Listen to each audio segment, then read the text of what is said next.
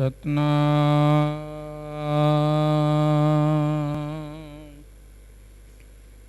ਸ੍ਰੀ ਵਾਹਿਗੁਰੂ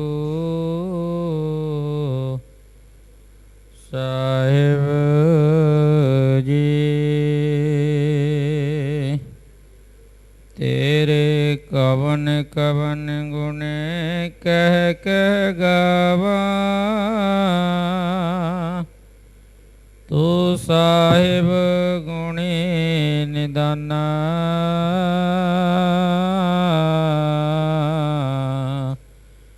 ਤੁਮਰੀ ਮਹਿਮਾ ਵਰਨ ਨ ਸਕੋ, ਤੂ ਠਾਕੁਰ ਊਚ ਭਗਵਾਨ। ਰੈਨਿ ਗਵਾਏ ਸੋਇਕ, ਦਿਵਸ ਗਵਾਇਆ ਖਾਏ।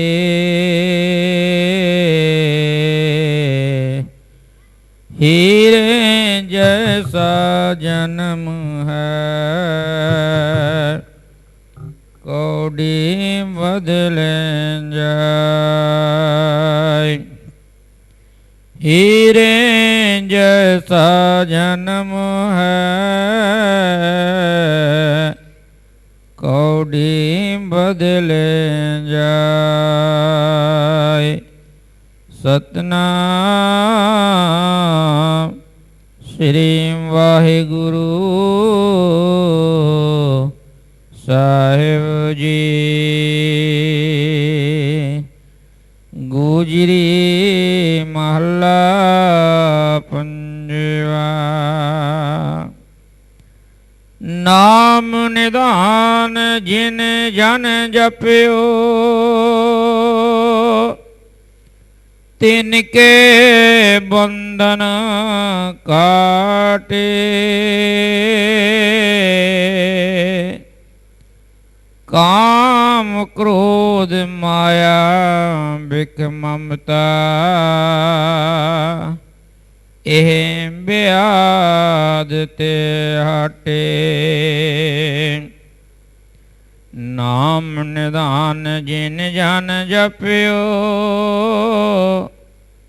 ਤਿਨ ਕੇ ਬੰਧਨ ਕਾਟੇ। ਕਾਮ ਕ੍ਰੋਧ ਮਾਇਆ ਬਿਖ ਮਮਤਾ, ਇਹ ਬਿਆਦ ਤੇ ਹਟੇ। ਹਰ ਜਸ ਸਾਧ ਸੰਗ ਮਿਲ ਗਾਇਓ, ਗੁਰ ਪ੍ਰਸਾਦ ਪਾਇਓ ਮਨ ਨਿਰਮਲ। ਸਰਬ ਸੁਖਾ ਸੁਖ ਪਾਇਓ ਰਹਾਉ। ਜੋ ਕਿਛ ਕੀਓ ਸੋਈ ਭਲ ਮਾਨੈ, ਐਸੀ ਭਗਤ ਕਮਾਨੀ। ਮਿੱਤਰ ਸਤਰ ਸਭ ਏਕ ਸਮਾਨੈ, ਜੋਗ ਜੁਗਤ ਨਿਸ਼ਾਨੀ। ਜੋ ਕਿਛ ਕੀਓ ਸੋਈ ਭਲ ਮਾਨੈ, ਐਸੀ ਭਗਤ ਕਮਾਨੀ। ਮਿੱਤਰ ਸਤਰ ਸਭ ਏਕ ਸਮਾਨੈ, ਜੋਗ ਜੁਗਤ ਨਿਸ਼ਾਨੀ। ਵਾਹਿਗੁਰੂ ਜੀ ਕਾ ਖਾਲਸਾ, ਵਾਹਿਗੁਰੂ ਜੀ ਕੀ ਫਤਿਹ। ਸਤਨਾਮ ਸ੍ਰੀ ਵਾਹਿਗੁਰੂ ਸਾਹਿਬ ਜੀਓ। ਮੂਕ ਉਚਰੈ ਸ਼ਾਸਤਰ ਘਟ, ਪਿੰਗ ਗਿਰਨ ਚੜ ਜਾਏ।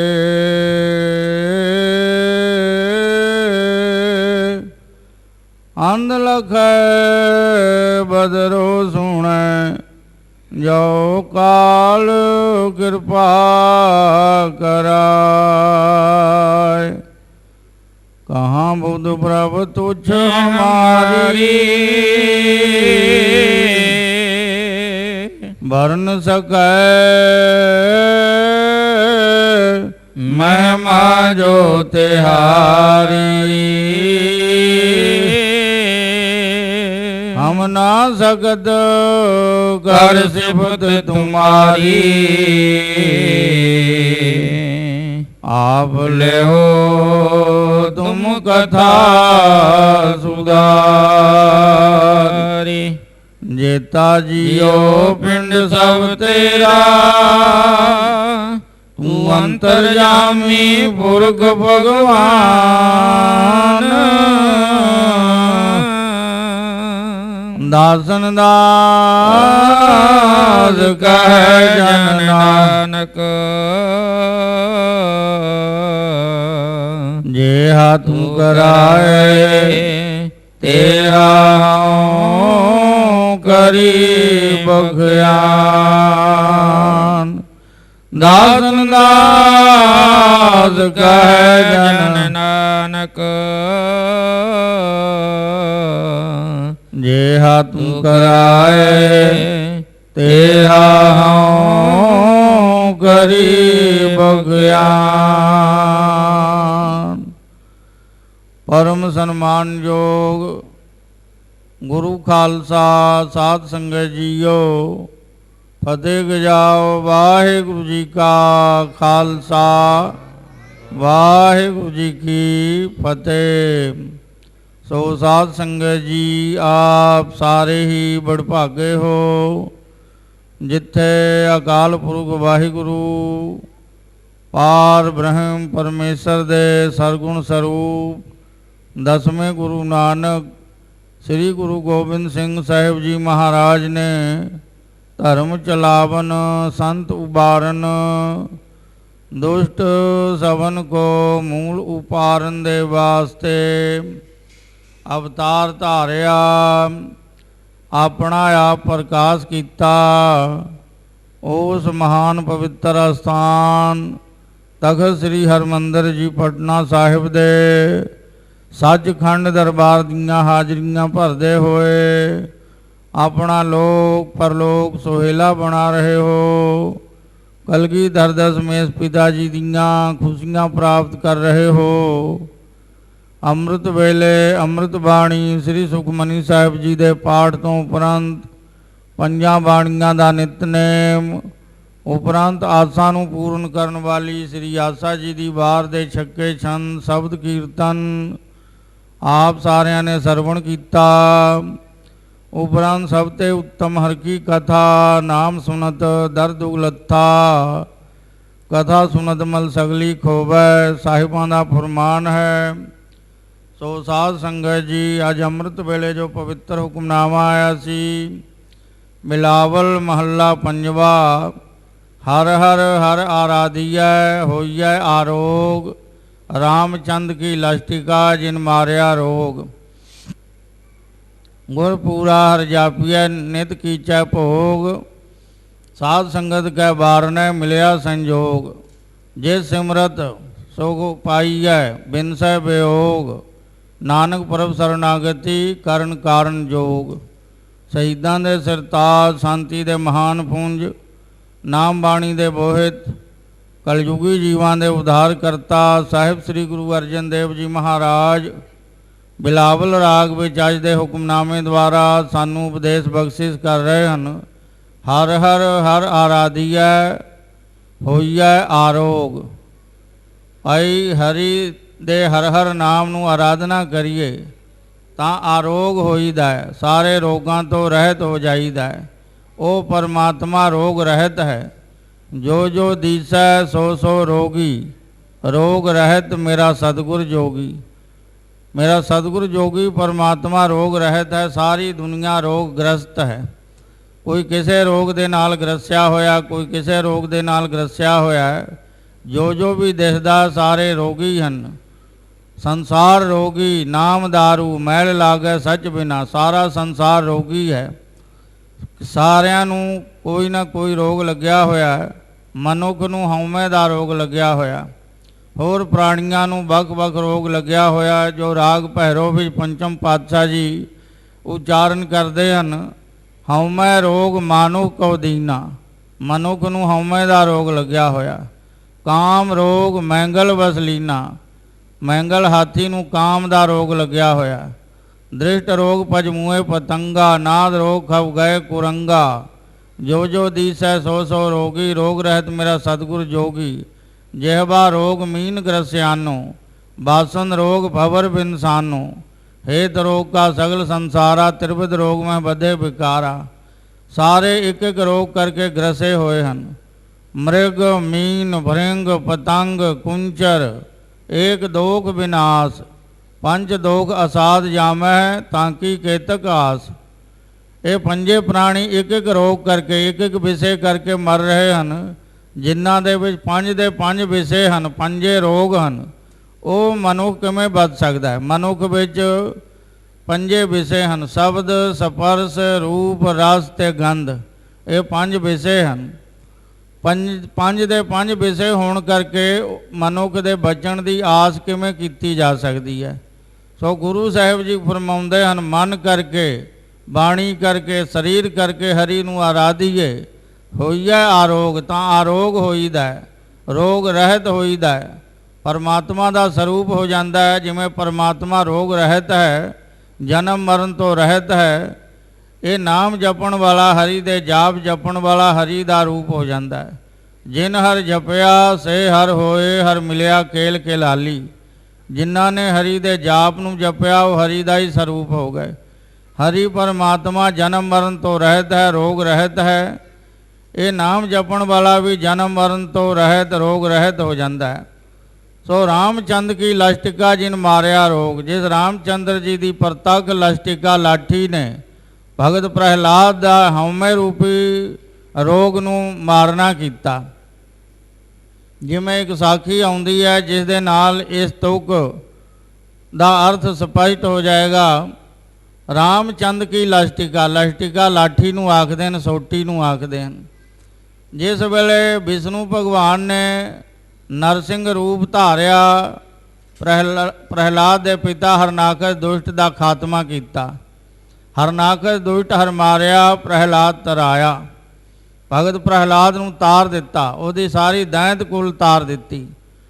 जिस वेले भगत प्रहलाद नूं तार दिता, विकराल रूप धारण किया होया नरसिंह भगवान ने सारे देवते अते देवियां सारे डरे हुए सहमे हुए खलोते हैं चारे पासे। सारे देवतियां ने मिल के लक्ष्मी जी नूं कहा कि तुसी जाओ भगवान का गुस्सा शांत करो। क्या मैं नहीं जा सकती, मैनू बहुत डर लगता है। लक्ष्मी भाव करे ना साकै जाए, गुरबाणी विच पंक्ति है। लक्ष्मी जड़ी है विष्णु भगवान की स्त्री, वो डर धारती है, नेड़े नहीं जाती कि मैथों जाया नहीं जाता, मैनू डर लगता है। फिर सारे देवतियां ने मिल के प्रहलाद नूं मनाया। प्रहलाद तेरी खातर भगवान ने विकराल रूप धारिया, तू गुस्सा शांत कर। भगत प्रहलाद जाके भगवान की गोद में जा बैठा तो भगवान का गुस्सा शांत हो गया। फिर हाथ जोड़ के बेनती करन लग्या प्रहलाद कि हे भगवान, मैनू तो तार दिता, मेरे पिता नूं भी तारो। भावें दुष्ट सी, उसने बड़े तसीहे दिते, बड़ा सताया मैनू। पहाड़ तो सिटिया, समुंदर भी डोबिया, अग्नि भी जलाया, बड़े तसीहे दिते। एक बारी कोठड़ी दे अंदर बंद करके बाहरों जिंदरा ला दिता सी। प्रहलाद कोठड़े विच राख्या, बाहर दिया ताला। निर्भव बालक मूल न डरई, मेरे अंतर गुर गोपाला।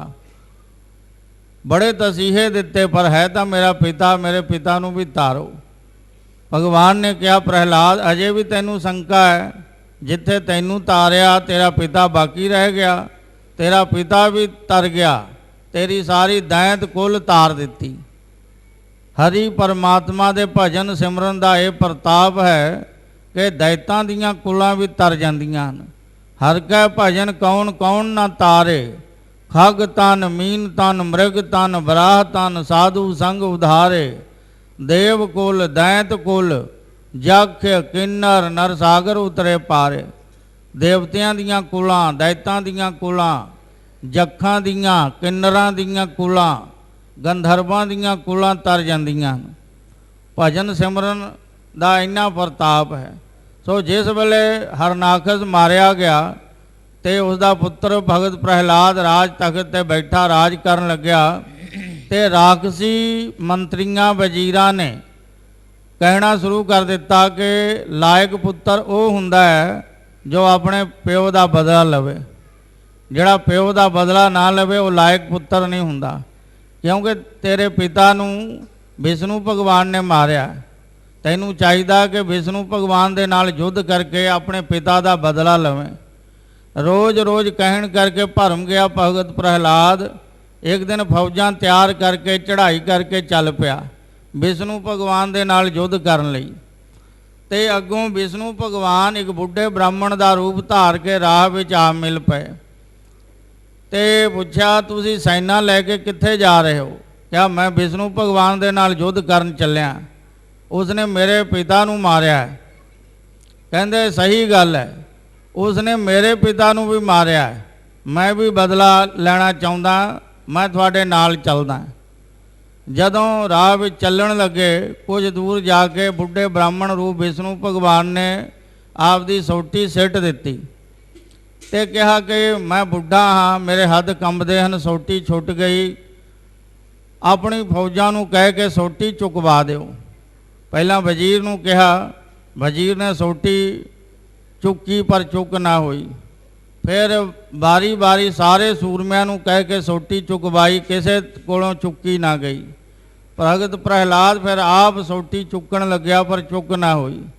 ਤੇ ਬੁੱਢੇ ਬ੍ਰਾਹਮਣ ਰੂਪ ਵਿਸ਼ਨੂੰ ਜੀ ਨੇ ਕਿਹਾ ਕਿ ਪ੍ਰਹਿਲਾਦ, ਜਦੋਂ ਤੇਰੇ ਸੂਰਮਿਆਂ ਕੋਲੋਂ ਅਤੇ ਤੇਰੇ ਕੋਲੋਂ ਸੋਟੀ ਚੁੱਕੀ ਨਹੀਂ ਗਈ ਤੇ ਵਿਸ਼ਨੂੰ ਜੀ ਦੇ ਨਾਲ ਯੁੱਧ ਕਰਕੇ ਕਿਵੇਂ ਆਪਣੇ ਪਿਓ ਦਾ ਬਦਲਾ ਲਵੇਂਗਾ? ਨਾ ਤੇਰੇ ਪਾਸੋਂ ਸੋਟੀ ਚੁੱਕੀ ਗਈ, ਨਾ ਤੇਰੇ ਸੂਰਮਿਆਂ ਕੋਲੋਂ ਸੋਟੀ ਚੁੱਕੀ ਗਈ। ਇਹ ਰਾਮਚੰਦ ਕੀ ਲਸ਼ਟਿਕਾ ਜਿਨ ਮਾਰਿਆ ਰੋਗ। ਵਿਸ਼ਨੂੰ ਭਗਵਾਨ ਦੀ ਲਸ਼ਟਿਕਾ ਲਾਠੀ ਨੇ ਭਗਤ ਪ੍ਰਹਿਲਾਦ ਦਾ ਹੰਕਾਰ ਰੂਪੀ ਰੋਗ ਮਾਰਨਾ ਕੀਤਾ। ਜਦੋਂ ਸੋਟੀ ਚੁੱਕੀ ਨਾ ਗਈ, ਸ਼ਰਮਿੰਦਾ ਹੋ ਕਰਕੇ ਫੌਜਾਂ ਨੂੰ ਲੈ ਕੇ ਵਾਪਸ ਘਰ ਮੁੜ ਆਇਆ। ਸੋ ਰਾਮਚੰਦ ਕੀ ਲਸ਼ਟਿਕਾ ਜਿਨ ਮਾਰਿਆ ਰੋਗ, ਹਉਮੈ ਦੇ ਰੋਗ ਨੂੰ, ਅਗਿਆਨ ਦੇ ਰੋਗ ਨੂੰ, ਜੋ ਸਾਰੇ ਦੁੱਖਾਂ ਦਾ ਮੂਲ ਕਾਰਨ ਅਗਿਆਨ ਹੈ, ਉਸ ਅਗਿਆਨ ਰੂਪ ਡੇਰੇ ਨੂੰ ਢਾਹ ਦਿੱਤਾ। ਪਰਮਾਤਮਾ ਨੇ ਕਿਰਪਾ ਦਾ ਹੱਥ ਦੇ ਕਰਕੇ, ਬੰਨਾ ਦੇ ਕਰਕੇ ਅਗਿਆਨ ਦਾ ਡੇਰਾ ਢਾਹ ਦਿੱਤਾ। ਪਰਮੇਸ਼ਰ ਦਿੱਤਾ ਬੰਨਾ, ਦੁੱਖ ਰੋਗ ਕਾ ਡੇਰਾ ਭੰਨਾ। ਦੁੱਖਾਂ ਤੇ ਰੋਗਾਂ ਦਾ ਡੇਰਾ ਜੋ ਅਗਿਆਨ ਹੈ, ਉਹ ਅਗਿਆਨ ਭੰਨ ਦਿੱਤਾ। ਸੋਟੀ ਮਾਰ ਕਰਕੇ ਉਹ ਹਉਮੈ ਰੂਪੀ ਰੋਗ, ਅਗਿਆਨ ਰੂਪੀ ਰੋਗ ਨੂੰ ਦੂਰ ਕਰ ਦਿੱਤਾ। ਸੋ ਗੁਰ ਪੂਰਾ ਹਰ ਜਾਪੀਆ ਨਿਤ ਕੀਚੈ ਭੋਗ। ਪੂਰੇ ਗੁਰਾਂ ਦੇ ਨਾਲ ਮਿਲ ਕਰਕੇ ਹਰੀ ਦੇ ਜਾਪ ਨੂੰ ਜਪੀਏ ਤੇ ਨਿਤਾ ਪ੍ਰਤੀ ਹਮੇਸ਼ਾ ਸੁਖ ਆਨੰਦ ਭੋਗਣਾ ਕਰੀਏ।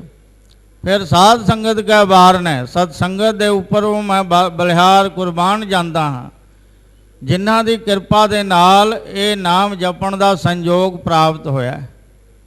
ਸਤ ਸੰਗਤ ਦੀ ਕਿਰਪਾ ਦੇ ਨਾਲ ਹੀ ਨਾਮ ਜਪਣ ਦਾ, ਅੰਮ੍ਰਿਤ ਵੇਲੇ ਉੱਠਣ ਦਾ, ਸਤਸੰਗ ਕਰਨ ਦਾ ਸੰਯੋਗ ਪ੍ਰਾਪਤ ਹੁੰਦਾ ਹੈ। ਸਾਧ ਸੰਗਤ ਕੈ ਵਾਰਨੈ ਮਿਲਿਆ ਸੰਯੋਗ। ਜਿਸ ਸਿਮਰਤ ਸੁਖ ਪਾਈਐ ਬਿਨਸੈ ਵਿਯੋਗ। ਜਿਸ ਪਰਮਾਤਮਾ ਦੇ ਸਿਮਰਨ ਕਰਨ ਦੇ ਨਾਲ ਸੁਖ ਪਾਈਦਾ ਹੈ, ਸਾਰੇ ਵਿਛੋੜੇ ਦਾ ਦੁੱਖ ਦੂਰ ਹੋ ਜਾਂਦਾ ਹੈ। ਵਿਛੋੜਾ ਸੁਣੇ ਦੁੱਖ ਬਿਨ ਡਿਠੇ ਮਰਿਓਦ। ਵਿਛੋੜੇ ਦਾ ਦੁੱਖ ਵੱਡਾ ਦੁੱਖ ਹੈ। ਵਿਛੋੜਾ ਸੁਣੇ ਦੁੱਖ ਬਿਨ ਡਿਠੇ ਮਰਿਓਦ। ਬਾਜ ਪਿਆਰੇ ਆਪਣੇ ਬਿਰਹੀ ਨਾ ਧੀਰੋਦ। ਸੋ ਵਿਛੋੜੇ ਦਾ ਦੁੱਖ ਦੂਰ ਹੋ ਜਾਂਦਾ ਹੈ, ਆਤਮਿਕ ਸੁਖ ਦੀ ਪ੍ਰਾਪਤੀ ਹੁੰਦੀ ਹੈ। ਨਾਨਕ ਪ੍ਰਭ ਸਰਨਾਗਤੀ ਕਰਨ ਕਾਰਨ ਜੋਗ। ਜੋ ਕਰਨ ਕਾਰਨ ਜੋਗ ਹੈ, ਸਮਰੱਥ ਹੈ, ਜੋ ਸਭ ਕਾਰਜਾਂ ਕਾਰਨਾਂ ਦੇ ਕਰਨ ਕਰਾਉਣ ਨੂੰ ਸਮਰੱਥ ਹੈ, ਮੈਂ ਉਸ ਪਰਮਾਤਮਾ ਦੇ ਚਰਨਾਂ ਦੀ ਸ਼ਰਨ ਵਿੱਚ ਸਰਨਾਗਤ ਬਣ ਕੇ ਆਇਆ। ਸਰਨਾਗਤ ਦੇ 6 ਲੱਛਣ ਦੱਸੇ ਹਨ ਵਿਦਵਾਨਾਂ ਨੇ। ਸਰਨਾਗਤ ਕਿਸ ਨੂੰ ਆਖਦੇ ਹਨ ਕਿ ਗੁਰੂ ਦੇ ਅਨੁਕੂਲ ਆਪਣਾ ਆਚਰਨ ਕਰਨਾ। ਜੈਸਾ ਆਚਰਨ ਗੁਰੂ ਦਾ ਹੈ ਵੈਸਾ ਆਚਰਨ ਆਪਣਾ ਕਰਨਾ। ਗੁਰੂ ਦੇ ਅਨੁਕੂਲ ਆਚਰਨ ਕਰਨਾ, ਗੁਰੂ ਦੇ ਪ੍ਰਤੀਕੂਲ ਆਚਰਨਾਂ ਦਾ ਤਿਆਗ ਕਰਨਾ। ਫਿਰ ਗੁਰੂ ਨੂੰ ਸਮਰੱਥ ਜਾਣਨਾ, ਆਪਣੇ ਆਪ ਨੂੰ ਸਭ ਤੋਂ ਨੀਚ ਜਾਣਨਾ। ਗੁਰੂ ਦੇ ਰੱਖਿਆ ਕਰਨ ਦੇ ਬਾਵਜੂਦ ਵੀ ਮੇਰੀ ਰੱਖਿਆ ਕਰੋ, ਮੇਰੀ ਰੱਖਿਆ ਕਰੋ, ਤਰਾਹੀ ਤਰਾਹੀ ਕਰਦੇ ਰਹਿਣਾ। ਤੇ ਸਰਨ ਵਿੱਚ ਆ ਕਰਕੇ ਬੇਨਤੀ ਕਰਨੀ ਕਿ ਰਾਖੋ ਆਪਣੀ ਸਰਨ ਪ੍ਰਭ ਮੋਹਿ ਕਿਰਪਾ ਧਾਰੇ, सेवा कछु न जानो नीच मूर्खारे, मान करो तो ऊपरे मेरे प्रीतम प्यारे, हम अपराधी सद भूलते तुम बख्शन हारे। ये 6 लक्षण हैं शरणागत दे। नानक प्रभ शरणागति करण कारण जोग, जो करण कारण जोग समर्थ परमात्मा है, उस परमात्मा के चरणों की शरण विच मैं शरणागत बन के आया। सो साध संगत जी, ਅੱਜ ਦੇ ਵਿਚਾਰਾਂ ਨੂੰ ਧਿਆਨ ਵਿੱਚ ਰੱਖਦੇ ਹੋਏ ਆਓ ਲੜੀਵਾਰ ਕਥਾ ਦੇ ਨਾਲ ਜੁੜੀਏ, ਰਸਨਾ ਪਵਿੱਤਰ ਕਰੀਏ। ਸਾਰੇ ਮਾਈ ਭਾਈ ਗੱਜ ਵੱਜ ਕੇ ਆਖੀਏ ਸਤਿਨਾਮ ਸ੍ਰੀ ਵਾਹਿਗੁਰੂ ਜੀ। ਫਿਰ ਸਾਰੇ ਗੱਜ ਕੇ ਆਖੀਏ ਸਤਿਨਾਮ ਸ੍ਰੀ ਵਾਹਿਗੁਰੂ ਜੀ। ਸੋ ਸਾਧ ਸੰਗਤ ਜੀ, ਆਪਾਂ ਸਾਵਧਾਨ ਇਕਾਗਰ ਚਿਤ ਹੋ ਕਰਕੇ ਲੜੀਵਾਰ ਕਥਾ ਸਭ ਤੇ ਉੱਤਮ ਹਰ ਕੀ ਕਥਾ ਸਰਵਣ ਕਰੀਏ। ਸਤਿਨਾਮ ਸ੍ਰੀ ਵਾਹਿਗੁਰੂ ਸਾਹਿਬ ਜੀ। ਗੁਜਰੀ ਮਹਲਾ ਪੰਜਵਾ। ਸੋ ਸਾਧ ਸੰਗਤ ਜੀ, ਲੜੀਵਾਰ ਕਥਾ ਵਿੱਚ ਸ੍ਰੀ ਗੁਰੂ ਗ੍ਰੰਥ ਸਾਹਿਬ ਜੀ ਦੇ ਅੰਗ 496-97 ਉੱਪਰ ਗੁਜਰੀ ਰਾਗ ਵਿੱਚ ਸ਼ਹੀਦਾਂ ਦੇ ਸਰਤਾਜ, ਸ਼ਾਂਤੀ ਦੇ ਮਹਾਨ ਪੁੰਜ, ਨਾਮ ਬਾਣੀ ਦੇ ਬੋਹਿਤ, ਕਲਯੁਗੀ ਜੀਵਾਂ ਦੇ ਉਧਾਰ ਕਰਤਾ ਸਾਹਿਬ ਸ੍ਰੀ ਗੁਰੂ ਅਰਜਨ ਦੇਵ ਜੀ ਮਹਾਰਾਜ ਸ਼ਬਦ ਉਚਾਰਨ ਕਰ ਰਹੇ ਹਨ। ਪੰਚਮ ਪਾਤਸ਼ਾਹ ਸਾਹਿਬ ਸ੍ਰੀ ਗੁਰੂ ਅਰਜਨ ਦੇਵ ਜੀ ਮਹਾਰਾਜ ਅੱਜ ਦੇ ਇਸ ਸ਼ਬਦ ਦੁਆਰੇ ਸਾਨੂੰ ਉਪਦੇਸ਼ ਬਖਸ਼ਿਸ਼ ਕਰ ਰਹੇ ਹਨ। ਨਾਮ ਨਿਧਾਨ ਜਿਨ ਜਨ ਜਪਿਓ। ਗੁਰੂ ਸਾਹਿਬ ਜੀ ਫਰਮਾਉਂਦੇ ਹਨ, ਜਿਨ ਜਨ, ਜਿਸ ਗੁਰਮੁਖ ਜਨ ਨੇ ਨਿਧੀਆਂ ਦਾ ਖਜ਼ਾਨਾ ਵਾਹਿਗੁਰੂ ਦੇ ਨਾਮ ਨੂੰ ਜਪਿਆ ਹੈ।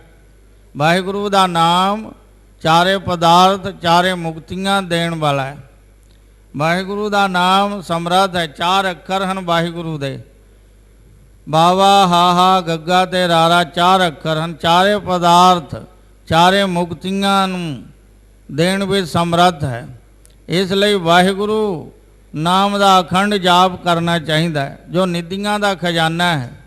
ਜਿਨ੍ਹਾਂ ਜਨਾਂ ਨੇ, ਜਿਨ੍ਹਾਂ ਗੁਰਮੁਖ ਜਨਾਂ ਨੇ ਨਿਧੀਆਂ ਦੇ ਖਜ਼ਾਨੇ ਵਾਹਿਗੁਰੂ ਦੇ ਨਾਮ ਨੂੰ ਜਪਣਾ ਕੀਤਾ ਹੈ, ਤਿਨ ਕੇ ਬੰਧਨ ਕਾਟੇ। ਉਹਨਾਂ ਗੁਰਮੁਖ ਜਨਾਂ ਦੇ ਸੰਸਾਰਿਕ ਸਾਰੇ ਬੰਧਨ ਕੱਟੇ ਗਏ, ਸਾਰੇ ਬੰਧਨਾਂ ਤੋਂ ਛੁਟਕਾਰਾ ਪਾ ਲੈਂਦਾ ਹੈ।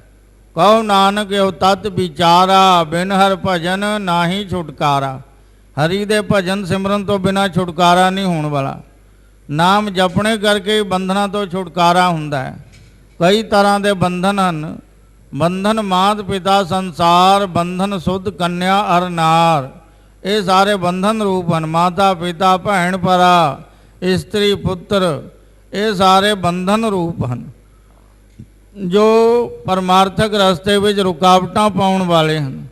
ਉਹ ਸਾਰੇ ਦੇ ਸਾਰੇ ਬੰਧਨ ਉਹ ਖੁੱਲ੍ਹ ਜਾਂਦੇ ਹਨ। ਗੁਰਮੁਖ ਮੁਕਤੋਂ ਬੰਧ ਨਾ ਪਾਏ। ਫਿਰ ਕਿਸੇ ਪ੍ਰਕਾਰ ਦਾ ਗੁਰਮੁਖਾਂ ਨੂੰ ਬੰਧਨ ਨਹੀਂ ਪੈਂਦਾ। ਉਹ ਸਾਰੇ ਬੰਧਨਾਂ ਤੋਂ ਆਜ਼ਾਦ ਹੋ ਜਾਂਦੇ ਹਨ।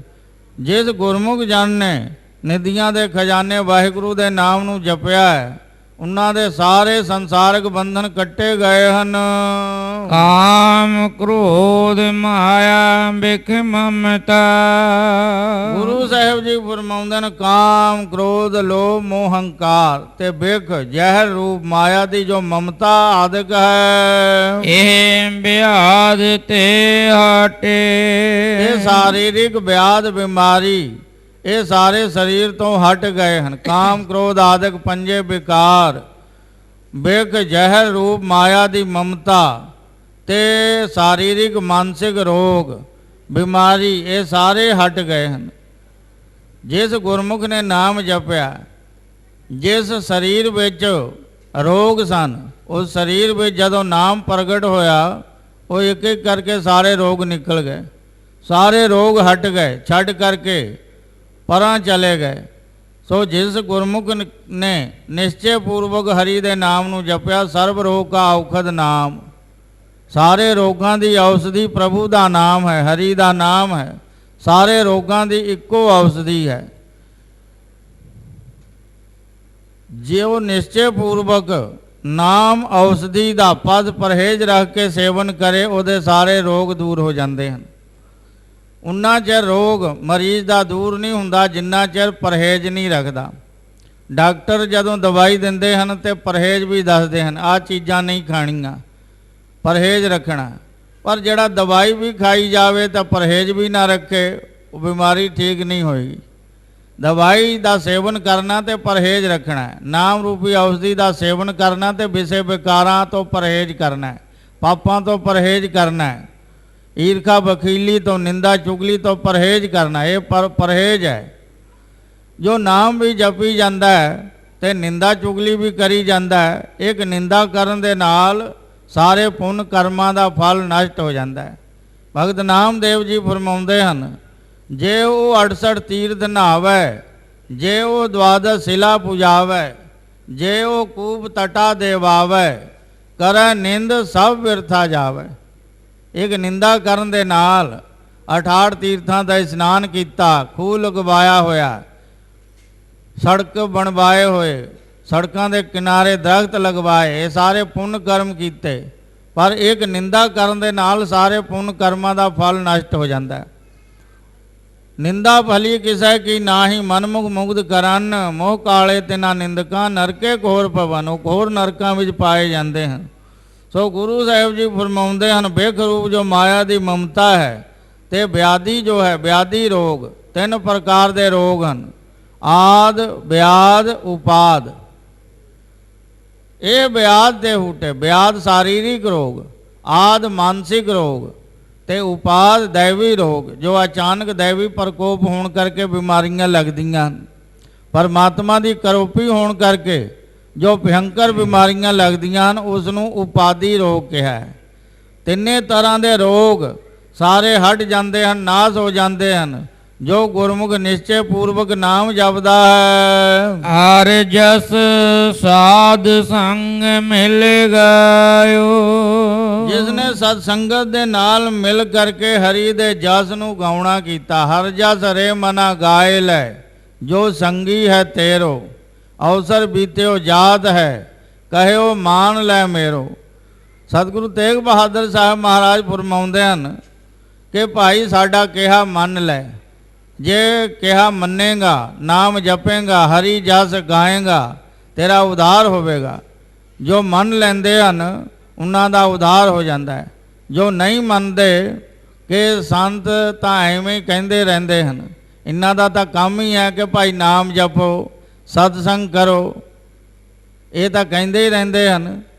ਜਿਹੜੇ ਨਿਸ਼ਚੇ ਪੂਰਵਕ ਸੰਤਾਂ ਦਾ ਕਿਹਾ ਬਚਨ ਮੰਨ ਲੈਂਦਾ, ਜੇ ਕੋ ਬਚਨ ਕਮਾਵੇ ਸੰਤਨ ਕਾ, ਸੋ ਗੁਰ ਪ੍ਰਸਾਦੀ ਤਰੀਐ, ਉਹ ਗੁਰਾਂ ਦੀ ਕਿਰਪਾ ਦੁਆਰੇ ਤਰ ਜਾਂਦਾ, ਉਸਦਾ ਉਧਾਰ ਹੋ ਜਾਂਦਾ, ਉਸਦਾ ਕਲਿਆਣ ਹੋ ਜਾਂਦਾ ਹੈ।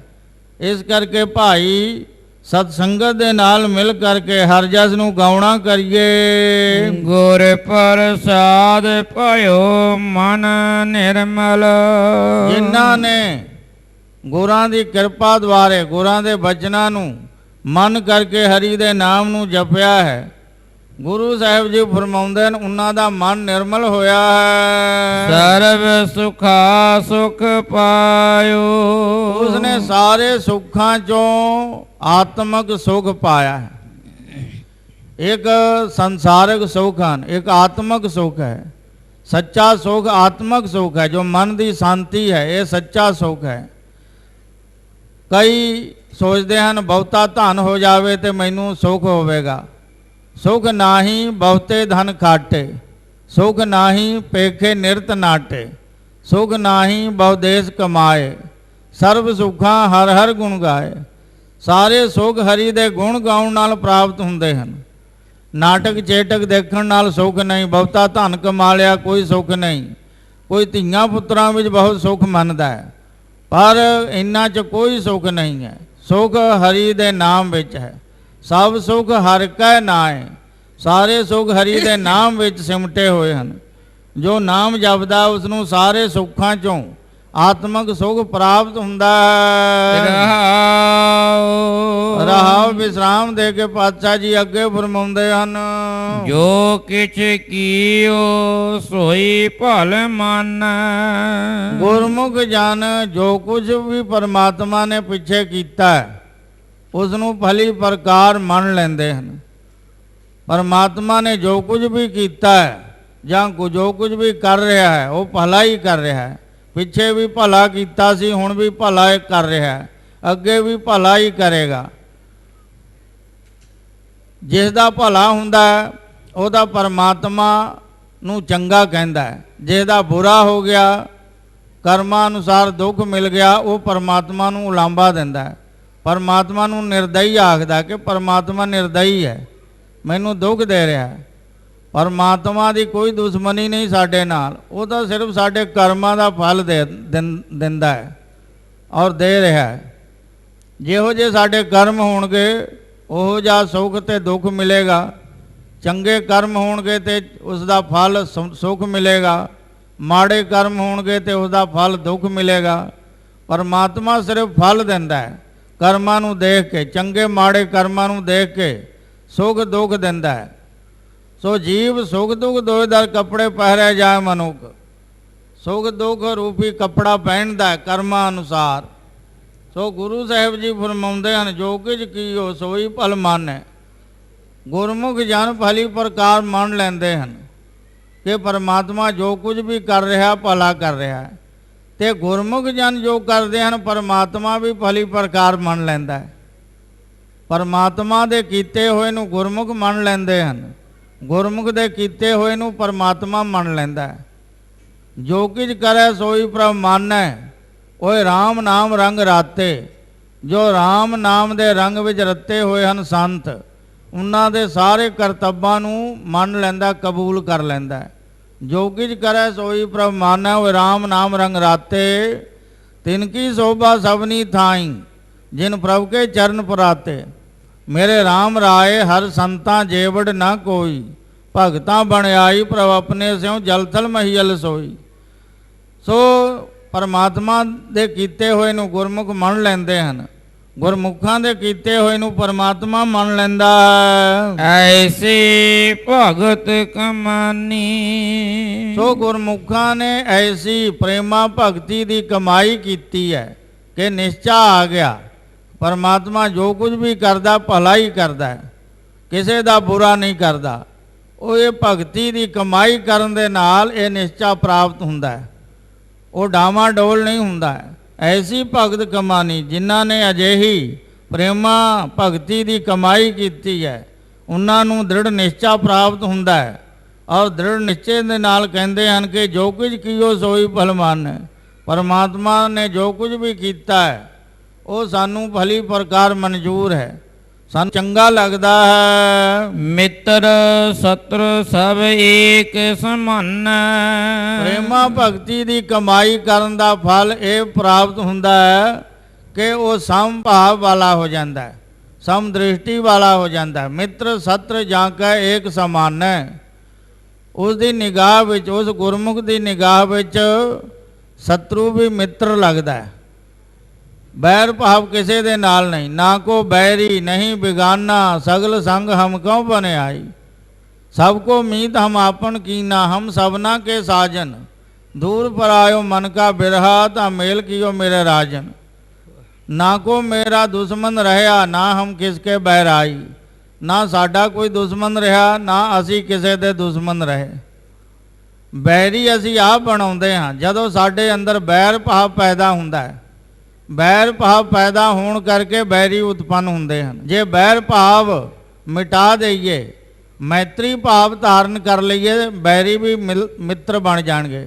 ਬੈਰੀ ਉਲਟ ਸੋ ਜਨ ਭੈ ਮੀਤਾ, ਬੈਰੀ ਉਲਟ ਕੇ ਮਿੱਤਰ ਬਣ ਜਾਂਦੇ ਹਨ ਜੇ ਅੰਦਰ ਮੈਤਰੀ ਭਾਵ ਹੋਵੇ।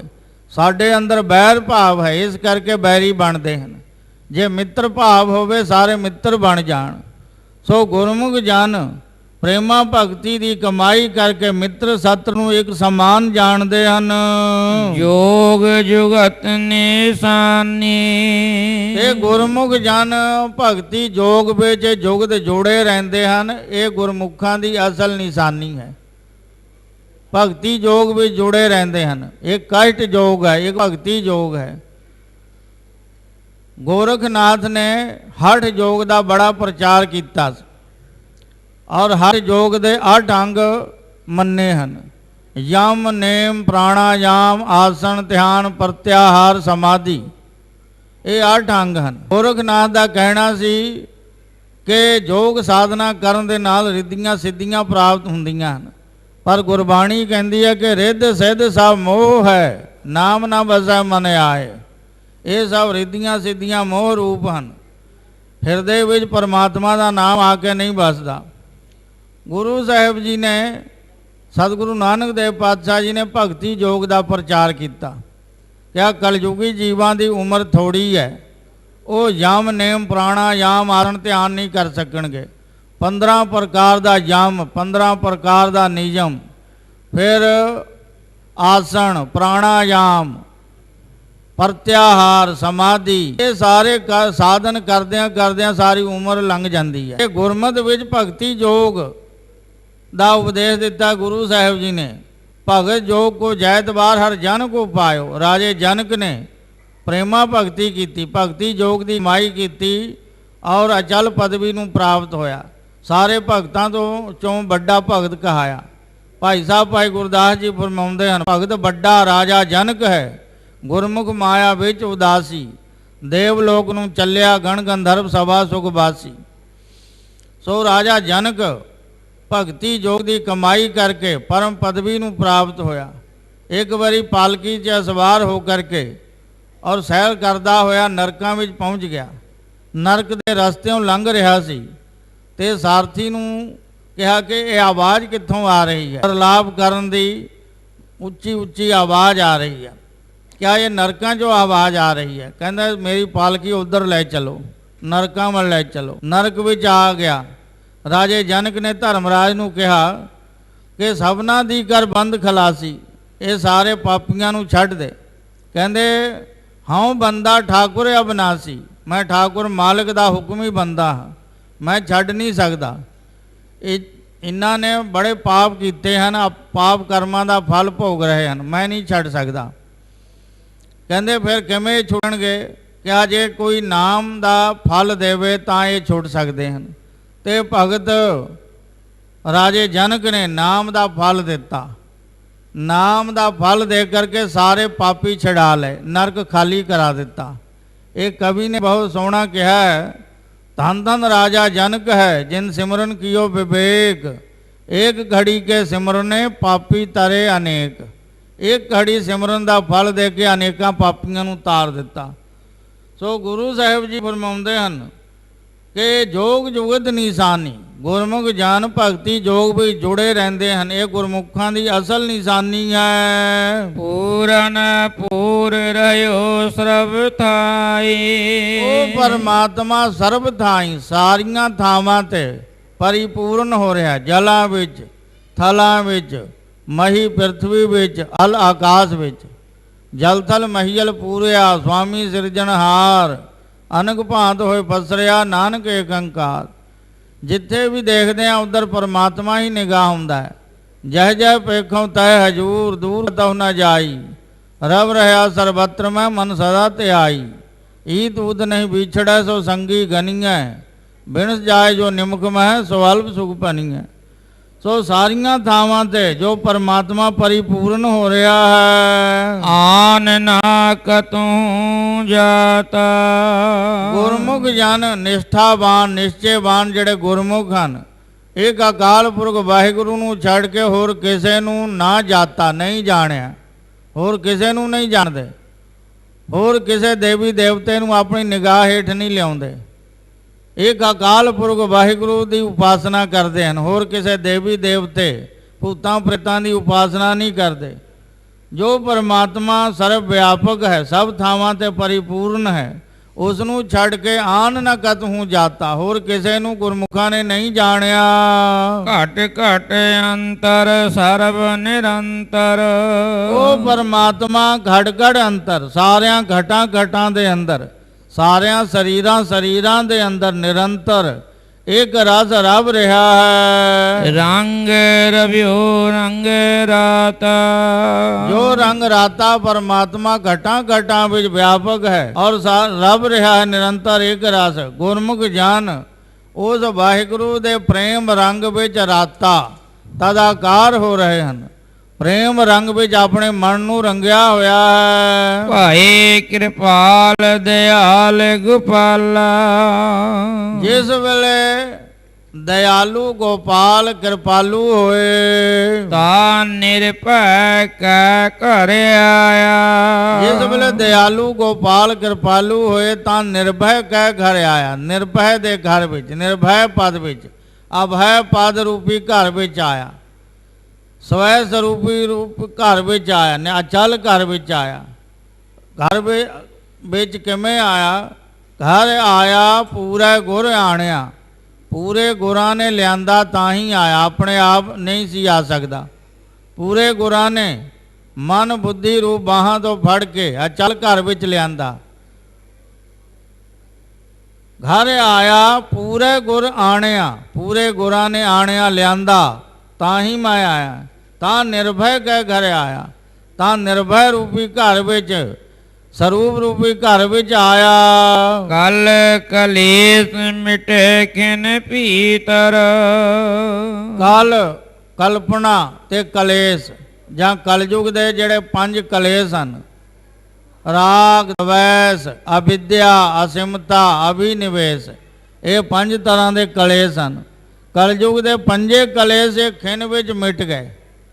ਇਹ ਖਿਨ ਵਿੱਚ ਕਾਮ ਕ੍ਰੋਧ ਲੋਭ ਮੋਹ ਹੰਕਾਰ ਸ਼ਬਦ ਸਪਰਸ਼ ਰੂਪ ਰਸ ਗੰਧ, ਇਹ ਸਾਰੇ ਕਲੇਸ਼ ਕਲ ਕਲੇਸ਼ ਸਾਰੇ ਮਿਟਲਪਨਾ ਤੇ ਕਲੇਸ਼ ਸਾਰੇ ਮਿਟ ਜਾਂਦੇ ਹਨ। ਇਹ ਖਿਨ ਭੀਤਰ, ਇਹ ਖਿਨ ਦੇ ਅੰਦਰ ਜੋ ਹਰ ਹਰ ਨਾਮ ਨੂੰ ਧਿਆਉਂਦਾ ਹੈ। ਕੋਰ ਦੁਖਿਅੰ ਅਨਕ ਹਤਿਅੰ ਜਨਮ ਦਾਰਿਦ੍ਰੰ ਮਹਾ ਵਿਖਿਆਦੰ, ਮਿਟੰਦ ਸਗਲ ਸਿਮਰੰਤ ਹਰ ਨਾਮ ਨਾਨਕ, ਜੈਸੇ ਪਾਵਕ ਕਾਸ਼ਟ ਭਸਮੰ ਕਰੋਤ।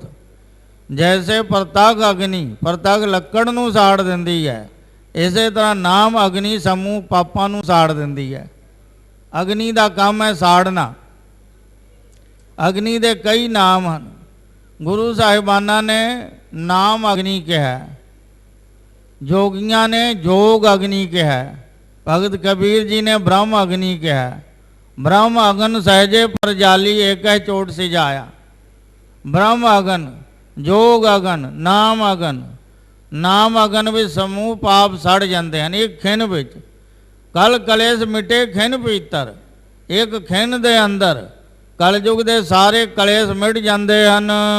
ਨਾਨਕ ਸਹਿਜ ਸਮਾਇਆ, ਫਿਰ ਉਹ ਸਹਿਜ ਪਦ ਵਿੱਚ ਸਮਾ ਜਾਂਦਾ ਹੈ। ਸਹਿਜ ਗਿਆਨ ਦੁਆਰੇ, ਸਹਿਜ ਗਿਆਨ ਸਰੂਪ ਪਰਮਾਤਮਾ ਵਿੱਚ ਸਮਾ ਜਾਂਦਾ ਹੈ। ਗੁਜਰੀ ਮਹੱਲਾ ਪੰਜਵਾ।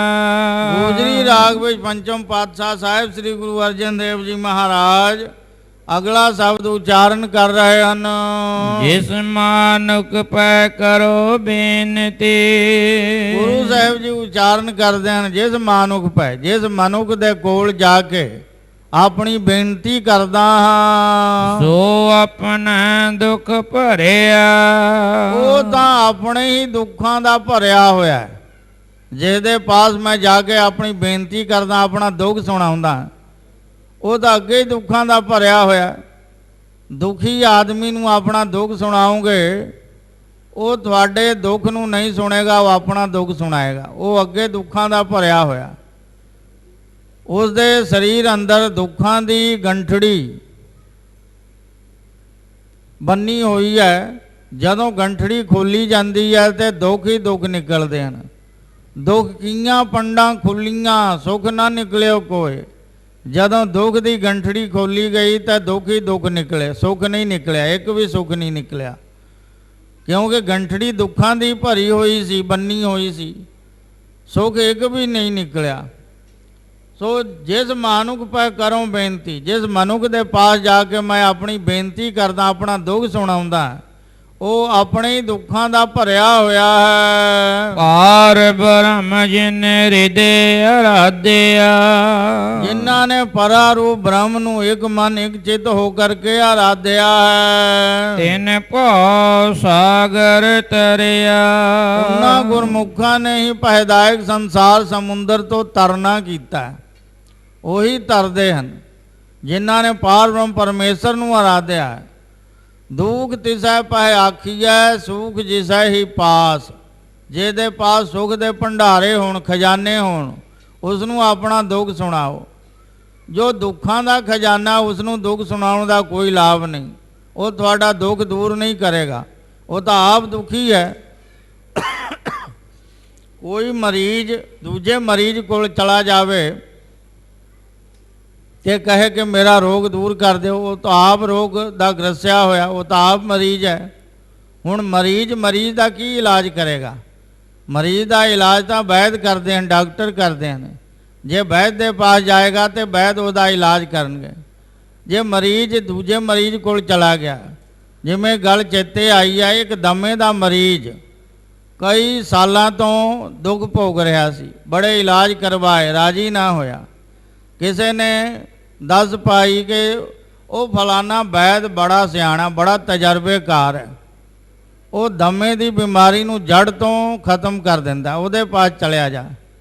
ਉਹ ਮਰੀਜ਼ ਉਸ ਵੈਦ ਕੋਲ ਗਿਆ, ਕਿਹਾ ਜੀ ਮੈਂ ਕਈ ਸਾਲਾਂ ਤੋਂ ਦਮੇ ਦਾ ਮਰੀਜ਼ ਹਾਂ, ਬੜੇ ਇਲਾਜ ਕਰਵਾਏ, ਰਾਜੀ ਨਹੀਂ ਹੋਇਆ। ਕਿਸੇ ਨੇ ਕਿਹਾ ਕਿ ਫਲਾਣੇ ਕੋਲ ਜਾਓ, ਮੈਂ ਉਹਦੇ ਦੱਸੇ ਅਨੁਸਾਰ ਤੁਹਾਡੇ ਕੋਲ ਆਇਆ। ਕਹਿੰਦਾ ਹੁਣ ਤੂੰ ਸਹੀ ਜਗ੍ਹਾ ਆਇਆ, ਮੈਨੂੰ 40 ਸਾਲ ਦਾ ਤਜਰਬਾ ਹੈ, ਭਾਵ ਮੈਂ ਖੁਦ 40 ਸਾਲ ਤੋਂ ਦਮੇ ਦਾ ਮਰੀਜ਼ ਹਾਂ, ਤੂੰ ਸਹੀ ਜਗ੍ਹਾ ਆ ਗਿਆ, ਤੇਰਾ ਸਹੀ ਇਲਾਜ ਹੋਵੇਗਾ। ਹੁਣ ਉਹ ਆਪ ਦਮੇ ਦਾ ਮਰੀਜ਼ ਹੈ ਔਰ ਦਮੇ ਦੇ ਮਰੀਜ਼ ਦਾ ਇਲਾਜ ਕਰ ਰਿਹਾ ਹੈ। ਮਰੀਜ਼ ਦਾ ਕੀ ਇਲਾਜ ਕਰੇਗਾ? ਵੈਦ ਜੋ ਸੱਚਾ ਗੁਰੂ ਅਸਲ ਵੈਦ ਹਨ, ਮੇਰਾ ਵੈਦ ਗੁਰੂ ਗੋਬਿੰਦਾ, ਹਰ ਹਰ ਨਾਮ ਔਖਦ ਮੁਖ ਦੇਵ ਹੈ, ਕਾਟੇ ਜਮ ਕੀ ਫੰਦਾ। ਸੋ ਗੁਰੂ ਸਾਹਿਬ ਜੀ ਫਰਮਾਉਂਦੇ ਹਨ ਕਿ ਜਿਨ੍ਹਾਂ ਨੇ ਪਾਰ ਬ੍ਰਹਮ ਪਰਮੇਸ਼ਰ ਨੂੰ ਆਰਾਧਿਆ, ਉਹ ਭਵਸਾਗਰ ਤੋਂ ਤਰ ਗਏ ਹਨ, ਉਹੀ ਸੰਸਾਰ ਸਮੁੰਦਰ ਤੋਂ ਤਰਦੇ ਹਨ ਜਿਨ੍ਹਾਂ ਨੇ ਪਾਰ ਬ੍ਰਹਮ ਪਰਮੇਸ਼ਰ ਨੂੰ ਆਰਾਧਿਆ। ਜਿਸ ਨੇ ਪਾਰ ਬ੍ਰਹਮ ਪਰਮੇਸ਼ਰ ਨੂੰ ਆਪਣਾ ਦੁੱਖੜਾ ਸੁਣਾਇਆ, ਜੀ ਕੀ ਇੱਕ ਹੀ ਪਹਿਮਾਨੀ। ਗੁਰਬਾਣੀ ਵਿੱਚ ਪੰਕਤੀ ਹੈ, ਤਿਨ ਹੀ ਸੁਣਿਆ ਦੁੱਖ ਸੁਖ ਮੇਰਾ, ਤਉ ਬਿਦ ਨੀਕੀ ਖਟਾਨੀ। ਇੱਕ ਪਰਮਾਤਮਾ ਹੀ ਦੁੱਖ ਸੁਖ ਸੁਣਨ ਵਾਲਾ ਹੈ, ਉਸ ਦੇ ਪਾਸ ਹੀ ਆਪਣਾ ਦੁੱਖ ਸੁਣਾਉਣਾ ਚਾਹੀਦਾ। ਦੁਖੀ ਆਦਮੀ ਦੇ ਪਾਸ ਦੁੱਖ ਸੁਣਾਉਣ ਦਾ ਕੋਈ ਲਾਭ ਨਹੀਂ। ਜਿਸ ਨੇ ਪਾਰ ਬ੍ਰਹਮ ਪਰਮੇਸ਼ਰ ਨੂੰ ਇੱਕ ਮਨ ਇੱਕ ਚਿੱਤ ਹੋ ਕੇ ਆਰਾਧਿਆ ਹੈ, ਉਹਨਾਂ ਨੇ ਪਹਿਦਾਇਕ ਸੰਸਾਰ ਸਮੁੰਦਰ ਤੋਂ ਤਰਨਾ ਕੀਤਾ ਹੈ। ਗੁਰ ਹਰਿ ਬਿਨ ਕੋ ਨਾ ਬਿਰਤਾ ਦੁਖ ਕਾਟੈ, ਹਰੀ ਸਰੂਪ ਗੁਰੂ ਤੋਂ ਬਿਨਾ ਜਨਮ ਮਰਨ ਦੇ ਦੁੱਖ ਦੀ ਪੀੜਾ ਨੂੰ, ਬਿਰਥਾ ਨਾਮ ਪੀੜਾ ਨੂੰ ਕੋਈ ਨਹੀਂ ਕੱਟ ਸਕਦਾ। ਜੇ ਕੋਈ ਜਨਮ ਮਰਨ ਦੇ ਦੁੱਖ ਨੂੰ ਕੱਟਣ ਵਾਲਾ ਹੈ, ਜਾਂ ਹਰੀ ਜਾਂ ਗੁਰੂ, ਇਨ੍ਹਾਂ ਦੋਵਾਂ ਤੋਂ ਇਲਾਵਾ ਗੁਰੂ ਅਤੇ ਕਰਤਾਰ ਤੋਂ ਬਿਨਾ ਕੋਈ ਤੀਜਾ ਦੁੱਖ ਕੱਟਣ ਵਾਲਾ ਨਹੀਂ। ਜਨਮ ਮਰਨ ਦਾ ਦੁੱਖ ਬੜਾ ਭਾਰੀ ਦੁੱਖ, ਸਭ ਤੋਂ ਵੱਡਾ ਦੁੱਖ ਮੰਨਿਆ ਹੈ। ਜਨਮ ਸਮੇਂ 1000 ਬਿੱਛੂਆਂ ਦੇ ਡੰਗ ਮਾਰਨ ਜਿੰਨਾ ਦੁੱਖ ਹੁੰਦਾ ਹੈ, ਔਰ ਇੰਨਾ ਹੀ ਦੁੱਖ ਮਰਨ ਵੇਲੇ ਹੁੰਦਾ ਹੈ।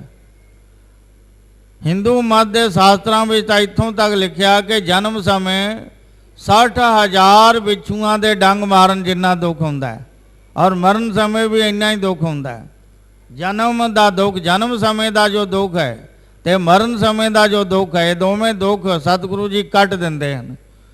ਸੋ ਗੁਰ ਹਰਿ ਬਿਨ ਕੋ ਨਾ ਬਿਰਥਾ ਦੁੱਖ ਕਾਟੈ, ਗੁਰੂ ਅਤੇ ਹਰੀ ਤੋਂ ਬਿਨਾ ਜਨਮ ਮਰਨ ਦੇ ਦੁੱਖ ਦੀ ਪੀੜਾ ਨੂੰ ਕੋਈ ਨਹੀਂ ਕੱਢ ਸਕਦਾ। ਪ੍ਰਭ ਤਜੇ ਅਵਰ ਸੇਵਕ ਜੇ ਹੋਈ ਹੈ, ਸਰਬ ਸ਼ਕਤੀਮਾਨ ਪ੍ਰਭੂ ਪਰਮਾਤਮਾ ਨੂੰ ਤਿਆਗ ਕਰਕੇ ਜੇ ਹੋਰਨਾਂ ਦੇ ਸੇਵਕ ਹੋ ਜਾਈਏ ਤਿਤ ਮਾਨ ਮਹਤ ਜਸ ਘਟ ਉਹਦਾ ਮਾਨ ਸਨਮਾਨ ਮਹਤ ਮਰਾਤਬਾ ਤੇ ਜਸ ਘਟ ਜਾਂਦਾ ਹੈ। ਜੋ ਸਭ ਤੋਂ ਵੱਡੇ ਮਾਲਕ ਨੂੰ ਛੱਡ ਕਰਕੇ ਜਣੇ ਖਣੇ ਦਾ ਸੇਵਕ ਬਣ ਜਾਂਦਾ, ਸੇਵਾ ਕਰਨ ਲੱਗ ਪੈਂਦਾ ਹੈ, ਉਹਦਾ ਮਾਨ ਸਨਮਾਨ ਘਟ ਜਾਂਦਾ ਹੈ। ਜਿਵੇਂ ਇੱਕ ਸਾਖੀ ਆਉਂਦੀ ਹੈ, ਭਗਤ ਕਬੀਰ ਜੀ ਦੇ ਕੋਲ ਬਹੁਤ ਸਾਰੇ ਪ੍ਰੇਮੀ ਸੱਜਣ ਕਥਾ ਸੁਣਨ ਆਉਂਦੇ ਸਨ। ਇੱਕ ਨੌਜਵਾਨ ਜਗਿਆਸੂ ਵੀ ਆਉਂਦਾ ਸੀ। ਇੱਕ ਦਿਨ ਕਥਾ ਸੁਣਨ ਲਈ ਆਉਣ ਲੱਗਿਆ, ਇੱਕ ਅਣਮਤੀਆ ਮਿਲ ਗਿਆ ਜੋ ਸ਼ਿਵ ਦਾ ਉਪਾਸਕ ਸੀ। ਉਸਨੇ ਪੁੱਛਿਆ, ਭਾਈ ਤੂੰ ਕਿੱਧਰ ਚੱਲਿਆ? ਕਹਿੰਦਾ ਮੈਂ ਭਗਤ ਕਬੀਰ ਜੀ ਦੀ ਸਤ ਸੰਗਤ ਕਰਦਾ, ਰੋਜ਼ਾਨਾ ਮੈਂ ਕਥਾ ਸੁਣਨ ਜਾਂਦਾ। ਕਹਿੰਦੇ ਤੈਨੂੰ ਕੀ ਮਿਲਿਆ? ਕਹਿੰਦਾ ਮਿਲਿਆ ਤਾਂ ਕੁਝ ਨਹੀਂ ਅੱਜ ਤੱਕ। ਕਹਿੰਦਾ ਤੂੰ ਸੇਵਾ ਦੀ ਉਪਾਸਨਾ ਕਰ, ਤੇਰਾ ਕੰਮ ਸੋਹਣਾ ਚੱਲ ਪਵੇਗਾ। ਉਹਦੇ ਆਖੇ ਲੱਗ ਕਰਕੇ ਭਗਤ ਕਬੀਰ ਜੀ ਦੀ ਸਤਸੰਗ ਵਿੱਚ ਨਾ ਗਿਆ, ਸੇਵਾ ਦੀ ਉਪਾਸਨਾ ਸ਼ੁਰੂ ਕਰ ਦਿੱਤੀ। ਕੁਦਰਤੀ ਉਹਦਾ ਕੰਮ ਚੱਲ ਪਿਆ, ਬੜਾ ਖੁਸ਼ ਹੋਇਆ। ਕਹਿੰਦੇ ਇੰਨੇ ਸਾਲ ਮੈਂ ਐਵੇਂ ਬਰਬਾਦ ਕੀਤੇ, ਭਗਤ ਕਬੀਰ ਜੀ ਦੀ ਸਤਸੰਗਤ ਕਰਦਾ ਰਿਹਾ, ਕੁਝ ਪ੍ਰਾਪਤ ਨਹੀਂ ਹੋਇਆ। ਜਦ ਤੋਂ ਮੈਂ ਸੇਵਾ ਦੀ ਉਪਾਸਨਾ ਸ਼ੁਰੂ ਕੀਤੀ ਮੇਰਾ ਕੰਮ ਸੋਹਣਾ ਚੱਲ ਪਿਆ। ਹੁਣ ਭਗਤ ਕਬੀਰ ਜੀ ਦੇ ਕੋਲ ਨਹੀਂ ਆਉਂਦਾ, ਸੇਵਾ ਦੀ ਉਪਾਸਨਾ ਕਰਦਾ ਹੈ। ਇੱਕ ਦਿਨ ਜਾ ਰਿਹਾ ਸੀ, ਰਸਤੇ ਵਿੱਚ ਉਧਰੋਂ ਕਬੀਰ ਜੀ ਆ ਰਹੇ ਸਨ, ਮੇਲ ਹੋ ਗਿਆ। ਇਹ ਮੂੰਹ ਫੇਰ ਕੇ ਲੰਘਣ ਲੱਗਿਆ ਤੇ ਰੋਕ ਕਰਕੇ ਭਗਤ ਕਬੀਰ ਜੀ ਨੇ ਆਵਾਜ਼ ਮਾਰੀ, ਉਹ ਪ੍ਰੇਮੀਆਂ ਤੂੰ ਰੋਜ਼ਾਨਾ ਸਾਡੀ ਸੰਗਤ ਵਿੱਚ ਆਉਂਦਾ ਸੈਂ, ਕੀ ਗੱਲ ਹੁਣ ਆਉਂਦਾ ਨਹੀਂ? ਕਿੰਨੇ ਦਿਨ ਹੋ ਗਏ ਤੂੰ ਆਇਆ ਹੀ ਨਹੀਂ। ਕਹਿੰਦੇ ਭਗਤ ਜੀ ਕੀ ਦੱਸੀਏ, ਕਾਫੀ ਸਮੇਂ ਤੱਕ ਕਈ ਸਾਲ ਆਪ ਜੀ ਦੀ ਸੰਗਤ ਕੀਤੀ ਪਰ ਕੁਝ ਪ੍ਰਾਪਤ ਨਹੀਂ ਹੋਇਆ। ਮੇਰਾ ਇੱਕ ਮਿੱਤਰ ਮਿਲ ਗਿਆ ਜੋ ਸ਼ਿਵ ਉਪਾਸਕ ਹੈ, ਉਹਦੇ ਆਖੇ ਲੱਗ ਕੇ ਜਦੋਂ ਤੋਂ ਮੈਂ ਸੇਵਾ ਦੀ ਉਪਾਸਨਾ ਸ਼ੁਰੂ ਕੀਤੀ ਹੈ ਮੇਰਾ ਕੰਮ ਸੋਹਣਾ ਚੱਲ ਪਿਆ। ਉਸ ਨੂੰ ਤਾੜ ਕੇ ਉਪਦੇਸ਼ ਦਿੰਦੇ ਹਨ। ਸ੍ਰੀ ਗੁਰੂ ਗ੍ਰੰਥ ਸਾਹਿਬ ਵਿੱਚ ਸ਼ਬਦ ਹੈ, 2 ਰਾਗਾਂ ਵਿੱਚ ਮਿਸ਼ਰਿਤ ਰਾਗ ਵਿੱਚ ਸ਼ਬਦ ਹੈ, ਗੌੜੀ ਵੀ ਸੋਰਠ ਵੀ। ਇਹ ਬਾਣੀ ਦਾ ਸਰਲੇਖ ਹੈ। ਇਹ ਸ਼ਬਦ ਜੋ ਭਗਤ ਕਬੀਰ ਜੀ ਨੇ ਉਚਾਰਨ ਕੀਤਾ, ਗੌੜੀ ਰਾਗ ਵਿੱਚ ਵੀ ਗਾਇਆ ਜਾਂਦਾ ਤੇ ਸੋਰਠ ਵਿੱਚ ਵੀ ਗਾਇਆ ਜਾਂਦਾ, ਦੋਵੇਂ ਰਾਗ ਵਿੱਚ ਸ਼ਬਦ ਗਾਏ ਜਾਂਦੇ ਹਨ। ਇਸ ਕਰਕੇ ਬਾਣੀ ਦਾ ਸਰਲੇਖ ਹੈ, ਗੌੜੀ ਵੀ ਸੋਰਠ ਵੀ। ਰੇ ਜੀ ਨਿਲਜ ਲਾਜ ਤੋਏ ਨਾਹੀ, ਐ ਬੇਸ਼ਰਮ ਨਿਰਲਜ ਪੁਰਸ਼ਾ, ਤੈਨੂੰ ਸ਼ਰਮ ਨਹੀਂ ਆਉਂਦੀ? ਹਰ ਤਜ ਕਦ ਕਾਹੂ ਕੇ ਜਾਈ, ਹਰੀ ਪਰਮਾਤਮਾ ਨੂੰ ਛੱਡ ਕੇ ਤੂੰ ਕਿਹੜੇ ਪਾਸੇ ਤੁਰਿਆ ਫਿਰਦਾ? ਦੇਵੀ ਦੇਵਤਿਆਂ ਦੀ ਉਪਾਸਨਾ ਵਿੱਚ ਲੱਗਿਆ, ਤੈਨੂੰ ਸ਼ਰਮ ਨਹੀਂ ਆਉਂਦੀ? ਰੇ ਜੀ ਨਿਲਜ ਲਾਜ ਤੋਏ ਨਾਹੀ, ਹਰ ਤਜ ਕਦ ਕਾਹੂ ਕੇ ਜਾਈ। ਜਾਂ ਕੋ ਠਾਕੁਰ ਉੱਚਾ ਹੋਈ, ਸੋ ਜਨ ਪਰ ਘਰ ਜਾਤ ਨਾ ਸੋਈ। ਜਿਹਦਾ ਆਪਣਾ ਮਾਲਕ ਸਾਰਿਆਂ ਤੋਂ ਉੱਚਾ ਵੱਡਾ ਹੋਵੇ, ਉਸ ਨੂੰ ਛੱਡ ਕੇ ਪਰਾਏ ਘਰਾਂ ਦੇਵੀ ਦੇਵਤਿਆਂ ਭੂਤਾਂ ਪ੍ਰੇਤਾਂ ਦੀ ਉਪਾਸਨਾ ਕਰਨ ਦੇ ਨਾਲ ਉਹ ਸ਼ੋਭਾ ਨਹੀਂ ਪਾਉਂਦਾ। ਜਿਹੜਾ ਕੋਈ ਸਮੁੰਦਰ ਨੂੰ ਛੱਡ ਕੇ ਛੱਪੜ ਤੇ ਜਾ ਬੈਠੇ ਉਸ ਨੂੰ ਚੰਗਾ ਕੌਣ ਕਹੇਗਾ? ਕਬੀਰ ਸਮੁੰਦ ਨਾ ਛੋੜੀਐ, ਜਾਓ ਅਧ ਖਾਰੋ ਹੋਏ, पोखर पोखर ढूंढते भलो न कहे हैं कोई। समुंदर ਨੂੰ ਛੱਡ ਕੇ ਛੱਪੜ ਤੇ ਜਾ ਬੈਠੇ ਉਸ ਨੂੰ ਚੰਗਾ ਕੌਣ ਕਹੇਗਾ? ਭਾਵੇਂ ਸਮੁੰਦਰ ਖਾਰਾ ਹੈ, ਇਸੇ ਤਰ੍ਹਾਂ ਸਤ ਸੰਗਤ ਸਮੁੰਦਰ ਦੀ ਨਿਆਈ ਹੈ। ਸਮੁੰਦਰ ਵਿੱਚ ਖਾਰਾਪਣ ਹੈ, ਸਤ ਸੰਗਤ ਰੂਪੀ ਸਮੁੰਦਰ 'ਚ ਖਾਰਾਪਣ ਕੀ ਹੈ? ਜੋ ਗੁਰੂ ਸਾਹਿਬ ਜੀ ਦੀ ਬਾਣੀ ਜੋ ਹੈ ਚਪੇੜ ਮਾਰਦੀ ਹੈ, ਇਹ ਖਾਰਾਪਣ ਹੈ ਸਤ ਸੰਗਤ ਰੂਪੀ ਸਮੁੰਦਰ ਵਿੱਚ। ਭਾਵੇਂ ਖਾਰਾਪਨ ਹੈ ਫਿਰ ਵੀ ਸਤ ਸੰਗਤ ਰੂਪੀ ਸਮੁੰਦਰ ਦਾ ਤਿਆਗ ਨਾ ਕਰੀਏ। ਦੇਵੀ ਦੇਵਤਿਆਂ ਭੂਤਾਂ ਪ੍ਰੇਤਾਂ ਰੂਪੀ ਛੱਪੜ ਤੇ ਜਾ ਕੇ ਨਾ ਬੈਠੀਏ, ਕੋਈ ਚੰਗਾ ਨਹੀਂ ਕਹੇਗਾ। ਖਸਮ ਛੋੜ ਦੂਜੇ ਲੱਗੇ, ਡੁੱਬੇ ਸੇ ਬਣ ਜਾ ਰਿਹਾ। ਸਤਿਗੁਰੂ ਹੈ ਬੋਹਿ ਥਾ, ਬਿਰਲਾ ਕਿਨੇ ਵਿਚਾਰਿਆ, ਕਰ ਕਿਰਪਾ ਪਾਰ ਉਤਾਰਿਆ। ਸੋ ਗੁਰੂ ਸਾਹਿਬ ਜੀ ਫਰਮਾਉਂਦੇ ਹਨ ਕਿ ਪ੍ਰਭ ਤਾਜ ਅਵਰ ਸੇਵਕ ਜੇ ਹੋਈ ਹੈ। ਪਰਮਾਤਮਾ ਨੂੰ ਛੱਡ ਕੇ ਜੇ ਹੋਰਨਾਂ ਦੇ ਸੇਵਕ ਹੋ ਜਾਈਏ ਤਾਂ ਮਾਨ ਸਨਮਾਨ ਮਹਤ ਮਰਾਤਬਾ ਜਸ ਘਟ ਜਾਂਦਾ ਹੈ, ਉਹਦੀ ਸ਼ੋਭਾ ਨਹੀਂ ਹੁੰਦੀ। ਜੋ ਵੱਡੇ ਮਾਲਕ ਨੂੰ ਛੱਡ ਕਰਕੇ ਸਮਰੱਥ ਪਰਮਾਤਮਾ ਨੂੰ ਛੱਡ ਕੇ ਜੋ ਦੇਵੀ ਦੇਵਤਿਆਂ ਦੀ ਉਪਾਸਨਾ ਕਰਦਾ ਹੈ ਉਹਦਾ ਮਾਨ ਮਹਤ ਸਾਰਾ ਜਸ ਵੀ ਘਟ ਜਾਂਦਾ ਹੈ। ਰਹਾਉ ਰਹਾਉ ਵਿਸਰਾਮ ਦੇ ਕੇ ਪਾਤਸ਼ਾਹ ਜੀ ਅੱਗੇ ਫਰਮਾਉਂਦੇ ਹਨ। ਮਾਇਆ ਕੇ ਸੰਬੰਧ ਸੈਨ ਸਾਕ ਸੈਨ ਜਿੰਨੇ ਵੀ ਸਾਥੀ ਹਨ ਤੇ ਸਾਖ ਸੰਬੰਧੀ ਜਿਤਨੇ ਹਨ ਇਹ ਸਾਰੇ ਮਾਇਆ ਦੇ ਸੰਬੰਧ ਕਰਕੇ ਹਨ। ਮਾਇਆ ਤੋਂ ਬਿਨਾ ਕੋਈ ਕਿਸੇ ਦੇ ਕੰਮ ਨਹੀਂ ਆਉਂਦੇ। ਮਨਮੁਖਾਂ ਦੀ ਜੋ ਦੋਸਤੀ ਹੈ ਮਾਇਆ ਦੇ ਸੰਬੰਧ ਕਰਕੇ ਗੁਰਬਾਣੀ ਵਿੱਚ ਪ੍ਰਮਾਣ ਹੈ। ਮਨਮੁਖਾਂ ਕੇਰੀ ਦੋਸਤੀ ਮਾਇਆ ਦਾ ਸੰਬੰਧ ਵੇਖਦਿਆਂ ਹੀ ਭੱਜ ਜਾਣ ਕਦੇ ਨਾ ਪਾਇਨ ਬੰਦ। ਜਿਚਰ ਪੈਨਣ ਖਾਵਣੇ ਤਿਚਰ ਰੱਖਣ ਗੰਢ ਜਿਸ ਦਿਨ ਕਿਛੂ ਨਾ ਹੋਵਈ ਤੇ ਦਿਨ ਬੋਲਣ ਗੰਧ। ਜਿਸ ਦਿਨ ਮਿੱਤਰ ਕੋਲੋਂ ਧਨ ਦੀ ਪ੍ਰਾਪਤੀ ਨਹੀਂ ਹੋਈ ਕੋਈ ਸੁੱਖ ਨਹੀਂ ਮਿਲਿਆ ਉਸ ਦਿਨ ਮਿੱਤਰ ਨੂੰ ਗਾਲਾਂ ਕੱਢਦਾ ਹੈ। ਜਿਸ ਦਿਨ ਉਨਕਾ ਸੁਆਵ ਹੋਏ ਨਾ ਆਵੇ ਤਿਸ ਦਿਨ ਨੇੜੇ ਕੋ ਨਾ ਢੁਕਾਸਾ। ਉਸ ਦਿਨ ਕੋਈ ਨੇੜੇ ਆ ਕੇ ਢੁਕਦਾ ਨਹੀਂ। ਸੁਖ ਮੈਂ ਆਨ ਬਹੁਤ ਮਿਲ ਬੈਠਤ ਰਹਿਤ ਚਾਹੂੰ ਦਿਸ ਘੇਰੈ। ਬਿਪਤ ਪਰੀ ਸਭ ਹੀ ਸੰਗ ਛਾੜਤ ਕੋਉ ਨਾ ਆਵਤ ਨੇੜੇ। ਬਿਪਤਾ ਪੈਣ ਤੇ ਸਾਰੇ ਸਾਥ ਛੱਡ ਕੇ ਭੱਜ ਜਾਂਦੇ ਕੋਈ ਨੇੜੇ ਨਹੀਂ ਆਉਂਦਾ। ਸੋ ਗੁਰੂ ਸਾਹਿਬ ਜੀ ਫਰਮਾਉਂਦੇ ਹਨ ਕਿ ਮਾਇਆ ਕੇ ਸੰਬੰਧ ਸੈਨ ਸਾਖ ਜਿਤਨੇ ਵੀ ਸਾਖ ਸੰਬੰਧੀ ਹਨ ਸੈਨ ਸਾਥੀ ਮਿੱਤਰ ਹਨ ਇਹ ਸਾਰੇ ਮਾਇਆ ਦੇ ਸੰਬੰਧ ਕਰਕੇ ਹਨ। ਕਿਤੇ ਕਾਮ ਨ ਆਇਆ ਅੰਤ ਵੇਲੇ ਕੋਈ ਸੰਬੰਧੀ ਕਿਸੇ ਕੰਮ ਨਹੀਂ ਆਉਂਦੇ। ਇਹ ਸਭ ਮਾਇਆ ਦੇ ਸੰਬੰਧੀ ਹਨ। ਜਦ ਤੱਕ ਮਾਇਆ ਹੈ ਤਦ ਤੱਕ ਸੰਬੰਧ ਰੱਖਦੇ ਹਨ। ਜਬ ਹੀ ਨਿਰਧਨ ਦੇਖਿਓ ਨਰਕ ਸੰਗ ਛਾੜ ਸਭ ਭਾਗੇ। ਸਾਰੇ ਸਾਖ ਸੰਬੰਧੀ ਜਦੋਂ ਦੇਖਿਆ ਕਿ ਨਿਰਧਨ ਹੋ ਗਿਆ ਕੰਗਾਲ ਹੋ ਗਿਆ ਹੁਣ ਇਹਦੇ ਪਾਸ ਕੁਝ ਵੀ ਨਹੀਂ ਰਿਹਾ ਸਾਰੇ ਸਾਥ ਛੱਡ ਕੇ ਭੱਜ ਜਾਂਦੇ ਹਨ। ਕੋਈ ਕਿਸੇ ਦੇ ਕੰਮ ਨਹੀਂ ਆਉਂਦਾ। ਹਰਿ ਕਾ ਦਾਸ ਨੀਚ ਕੁਲ ਊਚਾ ਹਰੀ ਦਾ ਦਾਸ ਭਾਵੇਂ ਨੀਚ ਕੁਲ ਵਿੱਚੋਂ ਹੋਵੇ ਪਰ ਨਾਮ ਜਪਣੇ ਕਰਕੇ ਸਾਰਿਆਂ ਤੋਂ ਉੱਚਾ ਹੋ ਜਾਂਦਾ ਹੈ। ਨੀਚ ਜਾਤ ਹਰ ਜਪਤਿਆ ਉੱਤਮ ਪਦਵੀ ਪਾਏ। ਪੁੱਛੋ ਬਿਦਰ ਦਾਸੀ ਸੁਤੇ ਕਿਸਨ ਉਤਰਿਆ ਘਰ ਜਿਹ ਜਾਏ।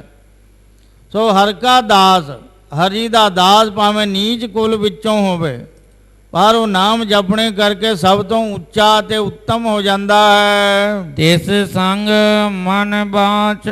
ਮਨ ਬਾਛਤ ਫਲ ਪਾਇਆ। ਐਸੇ ਹਰੀ ਦੇ ਦਾਸਾਂ ਦੀ ਸਤਸੰਗਤ ਕਰਨ ਦੇ ਨਾਲ ਮਨ ਬਾਛਤ ਫਲ ਪਾਇਆ ਜਾਂਦਾ ਹੈ। ਲੱਖ ਕੋਟ ਵਿਖਿਆ ਕੇ ਬਿੰਜਨ ਵਿਖਿਆ ਮਾਇਆ ਦੀ ਪ੍ਰਾਪਤੀ ਵਾਸਤੇ ਲੱਖਾਂ ਕਰੋੜਾਂ ਯਤਨ ਕਰ ਲਵੇ ਤੇ ਲੱਖਾਂ ਕਰੋੜਾਂ ਵਿਅੰਜਨ ਖਾਣਾ ਕਰੇ। ਇੱਕ ਹੁੰਦਾ ਭੋਜਨ ਇੱਕ ਵਿਅੰਜਨ। ਭੋਜਨ ਤਾਂ ਦਾਲ ਫੁਲਕਾ ਹੈ ਵਿਅੰਜਨ ਨਾਨਾ ਪ੍ਰਕਾਰ ਦੇ ਕਈ ਵੈਰਾਈਟੀਆਂ ਦੇ ਭੋਜਨ ਵਿਅੰਜਨ ਉਸ ਨੂੰ ਆਖਦੇ ਹਨ। ਸਲੂਣੇ ਖੱਟ ਰਸ ਦੇ ਵਿਅੰਜਨ ਖਾਣੇ ਔਰ ਵਿਖਿਆ ਮਾਇਆ ਦੀ ਪ੍ਰਾਪਤੀ ਵਾਸਤੇ ਲੱਖਾਂ ਕਰੋੜਾਂ ਯਤਨ ਕਰਨੇ। ਤਾ ਮੈਂ ਤ੍ਰਿਸ਼ਨ ਨਾ ਬੂਝੀ। ਲੱਖਾਂ ਕਰੋੜਾਂ ਵੀ ਯਤਨ ਕਰ ਲਵੇ ਤਾਂ ਵੀ ਜੀਵ ਦੀ ਮਾਇਆ ਦੀ ਤ੍ਰਿਸ਼ਨਾ ਕਦੇ ਬੁਝਦੀ ਨਹੀਂ ਹੈ। ਤ੍ਰਿਸ਼ਨਾ ਬਿਰਲੇ ਹੀ ਕੀ ਬੁਝੀ ਏ। ਕੋਟ ਜੋਰੇ ਲਾਖ ਕਰੋਰੇ ਮਨ ਨਾ ਹੋਰੇ ਪਰੇ ਹੀ ਕੋ ਲੁਜੀ ਹੈ। ਸੋ ਤ੍ਰਿਸ਼ਨਾ ਦੀ ਅੱਗ ਕਦੇ ਬੁਝਦੀ ਨਹੀਂ ਹੈ। ਸਿਮਰਤ ਨਾਮ ਕੋਟ ਉਜਿਆਰਾ। ਵਾਹਿਗੁਰੂ ਨਾਮ ਸਿਮਰਨੇ ਕਰਕੇ ਕਰੋੜਾਂ ਸੂਰਜਾਂ ਦਾ ਪ੍ਰਕਾਸ਼ ਹੋ ਜਾਂਦਾ ਹੈ। ਕਰੋੜਾਂ ਸੂਰਜਾਂ ਦੇ ਪ੍ਰਕਾਸ਼ ਵਾਂਗ ਗਿਆਨ ਦਾ ਪ੍ਰਕਾਸ਼ ਹੋ ਜਾਂਦਾ ਹੈ। ਕੋਟ ਸੂਰ ਨਾਨਕ ਪ੍ਰਕਾਸ਼ ਉਸ ਦੇ ਹਿਰਦੇ ਵਿੱਚ ਕਰੋੜਾਂ ਸੂਰਜਾਂ ਵਰਗਾ ਗਿਆਨ ਦਾ ਪ੍ਰਕਾਸ਼ ਹੋ ਜਾਂਦਾ ਹੈ। ਬਸਤ ਅਗੋਚਰ ਸੂਜੀ। ਉਸ ਪਰਮ ਪ੍ਰਕਾਸ਼ ਵਿੱਚ ਜੋ ਅਗੋਚਰ ਵਸਤ ਜੋ ਆਤਮ ਵਸਤੂ ਜੋ ਲੁਕੀ ਹੋਈ ਸੀ ਛਿਪੀ ਹੋਈ ਸੀ ਜੋ ਨਹੀਂ ਦਿਸਦੀ ਸੀ ਹਨੇਰੇ ਵਿੱਚ ਪ੍ਰਕਾਸ਼ ਹੋਣ ਕਰਕੇ ਆਤਮ ਵਸਤੂ ਲੱਭ ਪਈ। ਫਿਰਤ ਤੁਮਰੇ ਦੁਆਰ ਆਇਆ। ਹੇ ਪਰਮਾਤਮਾ 84 ਲੱਖ ਜੂਨੀਆਂ ਵਿੱਚ ਫਿਰਦਾ ਥਾਕ ਕਰਕੇ ਆਪ ਜੀ ਦੇ ਸਤਸੰਗ ਰੂਪੀ ਦਵਾਰੇ ਤੇ ਆਇਆ ਹਾਂ। ਭੈ ਭੰਜਨ ਹਰਿ ਰਾਇਆ। हे ਡਰ ਦੇ ਨਾਦ ਕਰਨ ਵਾਲੇ ਰਾਜਾ ਰੂਪ ਪਰਮਾਤਮਾ, 84 ਲੱਖ ਜੂਨੀਆਂ ਵਿੱਚ ਫਿਰਦਾ ਫਿਰਦਾ ਹੁਣ ਮਨੁੱਖ ਜਨਮ ਵਿੱਚ ਆ ਕੇ ਆਪ ਜੀ ਦੇ ਸਤਸੰਗ ਦੁਆਰੇ ਤੇ ਆਇਆ ਹਾਂ। ਸਾਧ ਕੀ ਚਰਨ ਧੂਰ ਜਨ ਬਾਛੈ। ਸ਼ਬਦ ਦੀ ਸਮਾਪਤੀ ਕਰਦੇ ਹੋਏ ਅਖੀਰਲੀ ਤੁਕ ਵਿੱਚ ਉਚਾਰਨ ਕਰਦੇ ਹਨ, ਸਾਧ ਕੇ ਚਰਨ ਧੂਰ ਜਨ ਬਾਛੈ। ਮੈਂ ਸੇਵਕ ਜਨ ਸੰਤਾਂ ਦੇ ਚਰਨਾਂ ਦੀ ਧੂੜੀ ਨੂੰ ਚਾਹੁੰਦਾ ਹਾਂ। ਪੰਚਮ ਪਿਤਾ ਜੀ ਨੇ ਆਪ ਚਰਨ ਧੂੜ ਦੀ ਮੰਗ ਕੀਤੀ ਹੈ। ਸਾ ਮਤ ਦੇਹੁ ਦਇਆਲ ਪ੍ਰਭ ਜੀ ਤੁਮਹਿ ਆਰਾਧਾ, ਨਾਨਕ ਮੰਗੈ ਦਾਨ ਪ੍ਰਭ ਰੇਨ ਪਗ ਸਾਧਾ। ਸੰਤਾਂ ਮਹਾਂਪੁਰਖਾਂ ਦੇ ਚਰਨਾਂ ਦੀ ਧੂੜ ਮੈਨੂੰ ਮਿਲ ਜਾਵੇ। ਜਨ ਕੇ ਚਰਨ ਬਸੈ ਮੇਰੇ ਹੀਅਰ ਹੈ ਸੰਗ ਪੁਨੀਤਾ ਦੇਹੀ, ਜਨ ਕੀ ਧੂਰ ਦੇਹੁ ਕਿਰਪਾ ਨਿਧ, ਨਾਨਕ ਕੈ ਸੋ ਗੇਹੀ। ਸੋ ਸਾਧ ਕੇ ਚਰਨ ਧੂੜ ਜਨ ਮੰਗੈ। ਮੈਂ ਸੇਵਕ ਜਨ ਸੰਤ ਜਨਾਂ ਦੇ ਚਰਨਾਂ ਦੀ ਧੂੜੀ ਨੂੰ ਚਾਹੁੰਦਾ ਹਾਂ, ਮੰਗਦਾ ਹਾਂ। ਸੁਖ ਨਾਨਕੇ ਹੋ ਪਾਇਆ। ਸੰਤਾਂ ਦੇ ਚਰਨ ਧੂੜ ਵਿੱਚ ਹੀ ਮੈਂ ਨਾਨਕ ਦਾਸ ਨੇ ਸੁਖ ਪਾਇਆ ਹੈ, ਕਿਉਂਕਿ ਧੂੜੀ ਲੇਖ ਮਿਟਾਇਆ। ਸੰਤ ਜਨਾਂ ਦੇ ਚਰਨਾਂ ਦੀ ਧੂੜ ਮਾੜੇ ਲੇਖਾਂ ਨੂੰ ਮਿਟਣ ਵਾਲੀ ਹੈ। ਚਰਨ ਧੂੜ ਵਿੱਚ ਵੀ ਮੈਂ ਪਰਮ ਸੁਖ ਪਾਇਆ ਹੈ, ਮੰਨਿਆ ਹੈ। ਸੋ ਸਾਧ ਸੰਗਤ ਜੀ, ਇੱਥੇ ਸ਼ਬਦ ਦੀ ਸਮਾਪਤੀ ਹੈ। ਸਮਾਂ ਵੀ ਸਮਾਪਤ ਹੈ। ਹੋਈਆਂ ਭੁੱਲਾਂ ਚੁੱਕਾਂ ਦੀ ਮਾਫੀ। ਅੱਜ ਦੇ ਸਾਰੇ ਸ਼ਬਦਾਂ ਦੇ ਵਿਚਾਰਾਂ ਨੂੰ ਹਿਰਦਿਆਂ ਵਿੱਚ ਧਾਰਨ ਕਰੀਏ, ਜਿਸ ਕਰਕੇ ਸੰਸਾਰਿਕ ਬੰਧਨਾਂ ਤੋਂ ਮੁਕਤ ਹੋ ਕੇ ਲੋਕ ਸੁਖੀਏ, ਪਰਲੋਕ ਸੁਹੇਲੇ। ਨਾਨਕ ਹਰਿ ਪ੍ਰਭ ਆਪੈ ਮੇਲੇ। ਫਿਰਤ ਫਿਰਤ ਤੁਮਰੇ ਦੁਆਰੇ ਆਇਆ, ਭੈ ਭੰਜਨ ਹਰਿ ਰਾਇਆ। ਸਾਧ ਕੇ ਚਰਨ ਧੂਰ ਜਨ ਬਾਛੈ, ਸੁਖ ਨਾਨਕ ਹੋ ਪਾਇਆ। ਵਾਹਿਗੁਰੂ ਜੀ ਕਾ ਖਾਲਸਾ, ਵਾਹਿਗੁਰੂ ਜੀ ਕੀ ਫਤਿਹ।